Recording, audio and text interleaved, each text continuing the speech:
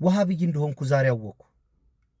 እኔ እስላም ነኝ እያልኩ ቆይቼ ዛሬ ወሃብይ ነህ አሉኝ በሆነ ቪዲዮ። እስቲ ለማንኛውም እነዚህን 2 ቪዲዮዎች ተከታተሉና ሐሳብ አስተያየት ስጡ። ወንድየው የተናገረው ትንሽ የሚገባ ነገር አይደለም፣ አላጋጭ ነገር ነው። ስርዓት ማልበኛ ይመስላል ሰውየው፣ በራሴ ግምገማ ነው። የልጅቱ ግን አይሄት አትመቸኝም ማለት በሰውነቷ በሲትነቷ አይደለም። ሐሳቦቿን የምትገልጽበት መንገድ ቶታሊ አሮጋንት ነች።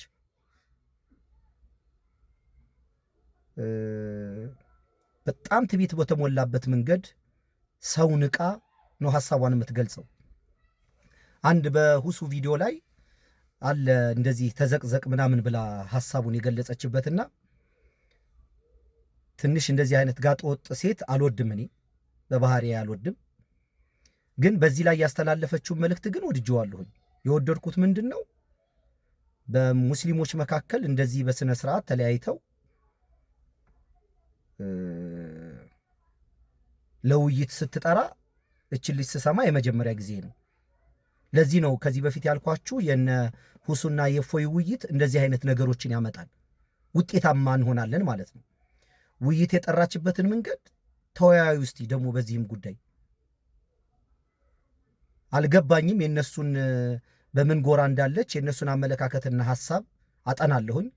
አሁን ዛሬ ሰማሁ፣ በደንብ ጠይቃለሁኝ። ዝም ብሎ ለማለት የሚባል ነበር እንጂ የሚመስለኝ በዚህ ልክ ልዩነት ኑሮ እኛ ጋር ተወያዩ፣ ለእናንተም ይሄ ውስጥ አዝበቂ ነው፣ ሌላ ሰው አያስፈልግም፣ አምላካችንና ፈጣሪያችንን አሰድባችኋል በሙስሊም ስም ምናምን ብላ እኛ ተሰድበናል ማለት ነው። እኔ ወሃብይ መሆኔን ዛሬ ነው ያወቅኩት።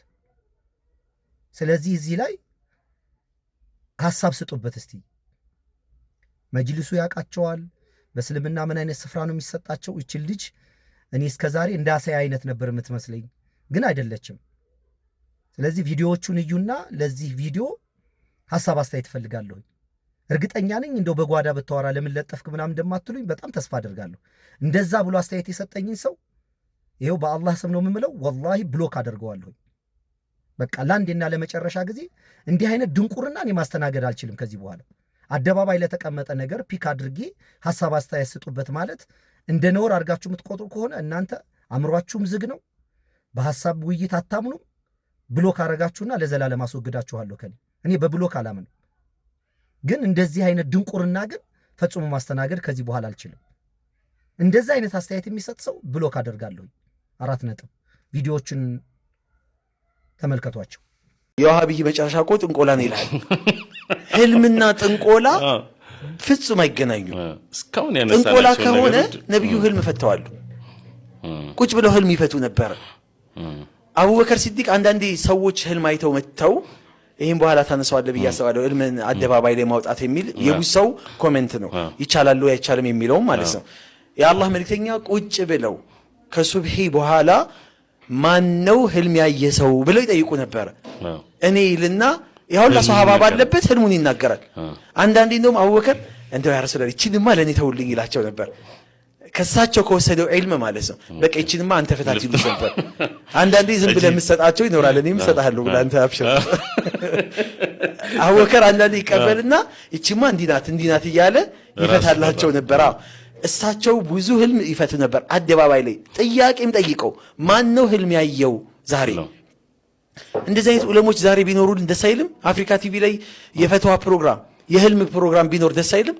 ታላቅ የውይይት ጥሪ ለወሃብዮች። ትላንትና እፎይ ቤት ገብታችሁ በአላህ ላይ ስታላግጡ ለአላህ እግር እጅ እየሰጣችሁ እስልምናችንን ስታሰድቡ የነበራችሁ ወሃብዮች ዛሬ ደግሞ እኛ ሙስሊሞች ኑ ከኛ ጋራ እንወያይ ሲል ወንድማችን ኡስታዝ ሰዒድ እኔ በቃለሁኝ ለእናንተ መሻይኽ መጥራትም አያስፈልግም እያለ ጥሪ አድርጎላችኋል። እናንተ እምነት አለን የምትሉ ከሆነ ኑና በአደባባይ ውይይት እናድርግ። ከዚህ በፊትም ጥሪ ተደርጎላችሁ ነበረ፣ አልመጣችሁም። የእናንተ እምነት ምን እንደሚመስል በራሳችሁ አንደበት እፎይ ቤት መስከራችኋል። ስለዚህ እኛም ደግሞ እኛ ሙስሊሞች ማለት እነማን እንደሆነ ማሳወቅ ግዴታችን ስለሆነ አላህን በዚህ መልኩ አሰድባችሁ ፍጡራንን እያመለካችሁ አትኖሩም በማለት ደግሞ ውይይት ተጋብዛችኋል፣ ተጠርታችኋል።